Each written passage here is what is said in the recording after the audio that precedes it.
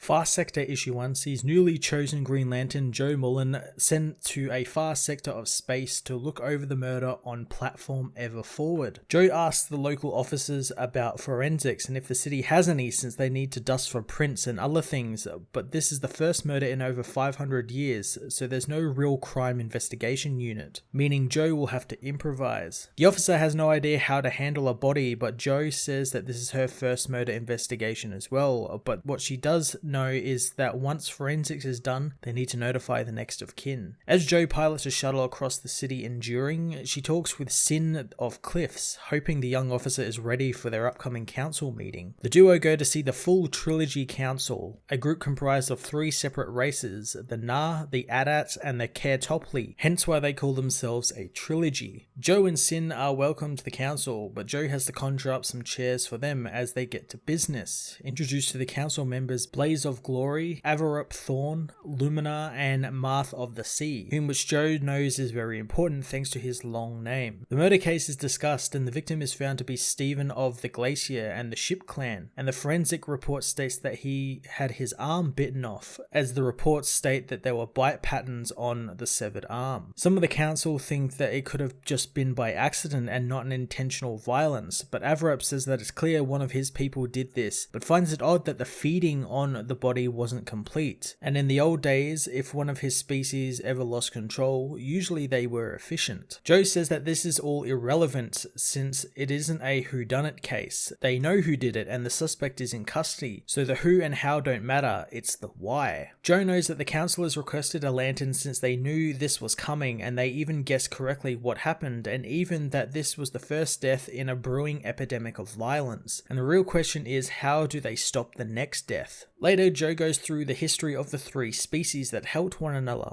until an empire from another galaxy came, setting the Na against the Kertopli, while pitting the Kertopli against the Adat. The war ravaged all 3 races, but the survivors saw the evils of this, getting rid of all emotion and letting the trilogy start anew with no feeling whatsoever. Back in the meeting, Jo asks Blaze for a deep info dive on the drug that is in the streets and learns that the dive aimed to search for the source of the switch-off drug, but they've found nothing. The others don't believe a living search engine failed, but Blaze confirms that they did fail, and whomever is seeding the drug is dodging their patterns and possibly using more analog conventions of distributing it. Blaze and Lumiere begin to argue about who's more incompetent, but Avarup tells them to stop posturing since it's beneath them. Jo says that they will need to do this the hard way and plans on talking to the people, starting with the murderer. Jo leaves, enjoying the twilight of the city enduring while remembering when she was given the ring and given 1 year to make her mark with it. Soon Marth arrives to meet her, wanting to show her something after her investigation. Jo wants to know what it is, but he won't let on, saying she has nothing to fear from him and this will be beneficial to her case. He takes off, intending on sending her his address and itinerary. Later, Jo heads to the Protector station, meeting with Officer Dwell, who excitedly asks her about her meeting with the council. Jo just wants to learn about the suspect, finding that they have tried to interrogate him, but he's in what Jo calls a food coma after the attack. Entering the cell, Jo wonders why the lights are off, and as they turn back on, they find the suspect has been brutally murdered. There is a blur of movement as the killer dashes out of the door as Jo takes off after them. Far Sector Issue 1 was a really cool first issue in this new crime investigation sci-fi series. I'm really intrigued with this new lantern and why she was given the ring, since it doesn't look like she was given it the usual way one gets a ring, and how she deals with a murder on a world where murder doesn't exist. It's all really interesting stuff, and it's even made better because she's a novice Green Lantern, so she's kind of learning on the job, so that's really cool. Lots was explained about this very strange world and its inhabitants, including their, in my opinion, really awful names for everything. It was very strange, all these names, and I'm guessing the writer N.K. Jemisin maybe thought they sounded sci-fi, but I've always had a dislike for very long and complicated sci-fi names since I kind of think it's a little bit lazy. Still, I really enjoyed this book and I'm really looking forward to much of this story unfolding. I'm going to give this issue an 8 out of 10.